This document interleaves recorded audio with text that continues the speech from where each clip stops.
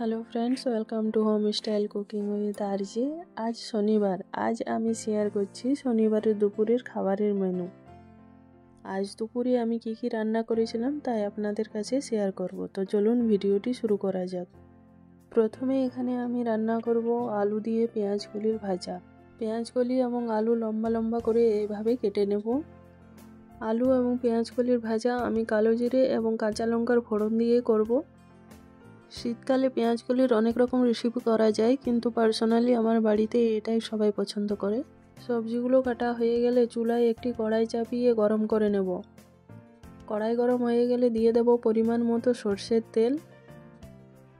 তেল গরম হয়ে গেলে ছোট 1 চামচে দিয়ে দেব কালো জিরে 1 চামচ এবং কিছু চেরা কাঁচা লঙ্কা। 2 থেকে 3 মিনিট ভাজার পর দিয়ে দেব কেটে রাখা পেঁয়াজকলি।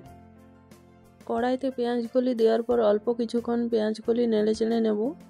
মোটামুটি 3 থেকে 4 মিনিট নেড়ে চেড়ে নেওয়ার পর দিয়ে দেব কেটে রাখা আলু।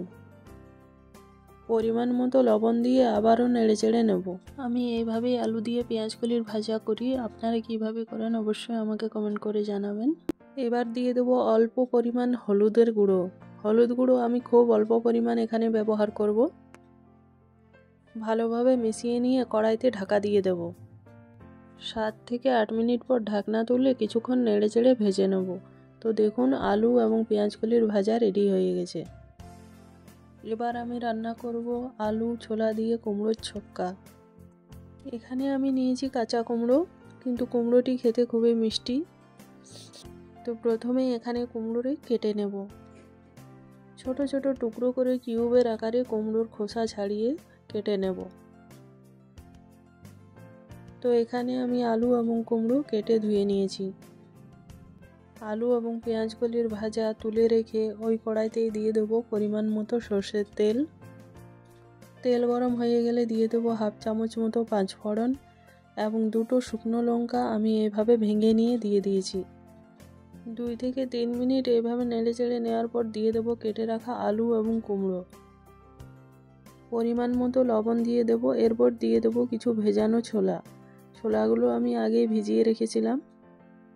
3 থেকে 4 মিনিট এইভাবে নেড়ে চেড়ে নেব। ভালোভাবে সব কিছু মিশিয়ে নিয়ে এরপর কড়াইতে ঢাকনা দিয়ে দেব। গ্যাসের ফ্লেম মিডিয়ামে রেখে আমি আলু কুমড়ো এবং ছোলা ভালোভাবে রান্না করে নেব। 7 থেকে 8 মিনিট পর ঢাকা তুলে দিয়ে দেবো অল্প পরিমাণ হলুদের গুঁড়ো এবং জিরে গুঁড়ো ভাজা। এখানে আমি গোটা জিরে ভাজা গুঁড়ো করে রেখেছিলাম, সেটাই দিলাম। ভালোভাবে মশলার সাথে মিশিয়ে নিয়ে আরও 5 মিনিট মতো রান্না করে নেব। তো দেখুন এখানে আমার কুমড়োর ছক্কা একদম রেডি হয়ে গেছে। এবার নামিয়ে নেব। এবার এখানে আমি রান্না করব মাগুর মাছের ঝোল। খুবই সিম্পল এবং ঘরোয়া পদ্ধতিতে আমি মাছগুলি রান্না করে নেব। তো প্রথমেই মাছগুলো কেটে ধুয়ে পরিষ্কার করে নিয়েছি। দিয়ে দেবো পরিমাণ মতো লবণ এবং হলুদ গুঁড়ো। লবণ এবং হলুদ দিয়ে মাছগুলো মেখে নিয়েছি। এবার কড়াইতে সর্ষের তেল গরম করে দিয়ে দেব মেখে রাখা মাছগুলো। তেলের মধ্যে মাছগুলো দিয়ে ভালোভাবে ভেজে নেব। সব মাছগুলো একসাথে ভাজা হবে না, তাই ব্যাচ করে 2 ব্যাচ করে ভেজে নেব। গরম তেলের মধ্যে মাছগুলো দেওয়ার সময় অবশ্যই গ্যাসের ফ্লেম লো করে রাখতে হবে। তো দেখুন এখানে 1 ব্যাচ মাছগুলো ভাজা হয়ে গেছে। এবার তেল ঝরিয়ে তুলে নেব। বাকি সমস্ত মাছগুলো আমি ওইভাবে ভেজে নেব। মাগুর মাছের যেহেতু কোনো আঁশ থাকে না এবং এই মাছ খুবই পিচ্ছিল হয়, হাতে ধরা যায় না, তাই ধোয়ার সময় অবশ্যই লবণ মাখিয়ে ধুয়ে নিতে হবে। সব মাছগুলো ভাজার পর ওই বেঁচে থাকা তেলের মধ্যে দিয়ে দেব পরিমাণ মতো 5 ফোড়ন আর দেব এই মশলাটি আমি পাটাতে বেটে রেখেছিলাম। এর মধ্যে আছে একটি ছোট পেঁয়াজ, 1/2 চামচ গোটা জিরে এবং 4 থেকে 5টি কাঁচা লঙ্কা। সবগুলো একসাথে বেটে নিয়েছি। এবার তেলের মধ্যে দিয়ে দেব। মশলা দেওয়ার পর কিছুক্ষণ নাড়াচাড়া করে নিয়ে দিয়ে দেব পরিমাণ মতো হলুদের গুঁড়ো এবং পরিমাণ মতো লঙ্কার গুঁড়ো। এখানে আমি কাশ্মীরি লঙ্কার গুঁড়ো ব্যবহার করেছি। ঝালটা অবশ্যই আপনারা আপনাদের পছন্দ অনুযায়ী দেবেন। মশলা নেড়েচেড়ে কিছুক্ষণ কষিয়ে নেওয়ার পর দিয়ে দেব একটি বড় সাইজের টমেটো। এই টমেটোটি আমি কেটে রেখেছিলাম।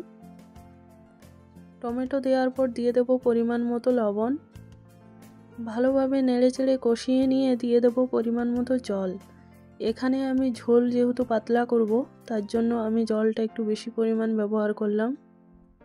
ঝোল ফুটে উঠলে দিয়ে দেব ভেজে রাখা মাছগুলি। ঝোলের মধ্যে মাছগুলো দেওয়ার পর নেড়ে চেড়ে ভালোভাবে ঝোলের সাথে মিশিয়ে নেব।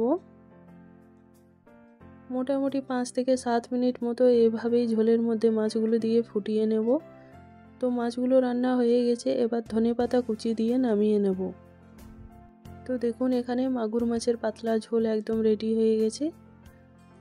এবার আমি রান্না করব বেগুন ভাজা। বড় একটি বেগুন থেকে 2 ফালি বেগুন আমি কেটে নিয়েছি। পরিমাণ মতো লবণ এবং হলুদ দিয়ে বেগুনের ফালিগুলো ভালোভাবে মেখে নেব। লবণ এবং হলুদ দিয়ে বেগুনগুলো ভালোভাবে মেখে নিয়েছি। এবার চুলায় একটি পাত্র গরম করে এর মধ্যে দিয়ে দেব পরিমাণ মতো সয়াবিন তেল। তেল গরম হয়ে গেলে মাখিয়ে রাখা বেগুনগুলো দিয়ে দেব। এরপর উল্টে পাল্টে ভালোভাবে বেগুনগুলো ভেজে নেব। বেগুন ভাজা খুবই সহজ এবং অনেক তাড়াতাড়ি ভাজা হয়। বিশেষ করে শীতকালের বেগুন তো খুবই তাড়াতাড়ি ভাজা হয়ে যায়। তো দেখুন এখানে বেগুনগুলো ভাজা হয়ে গেছে, এবার তেল ঝরিয়ে তুলে নেব। তাহলে চলুন এবার দুপুরের খাবারের থালা সাজিয়ে নিই। প্রথমে এখানে নিয়ে নিয়েছি আমি গরম 1 বাটি ভাত। এরপর দিয়ে দেবো এক টুকরো লেবু এবং একটি কাঁচা লঙ্কা। স্যালাডের মধ্যে থাকছে গোল গোল করে কাটা শসা এবং পেঁয়াজের টুকরো। এরপর রয়েছে পেঁয়াজ কলি এবং আলুর ভাজা। আর রয়েছে আলু কুমড়ো ছোলা দিয়ে যে ছক্কা করেছিলাম সেটাই। আর রয়েছে এখানে বেগুন ভাজা, 1 বাটি মিক্সড ডাল, রসুন এবং শুকনো লঙ্কার ফোড়নে তৈরি করেছি। আর থাকছে এখানে মাগুর মাছের পাতলা ঝোল।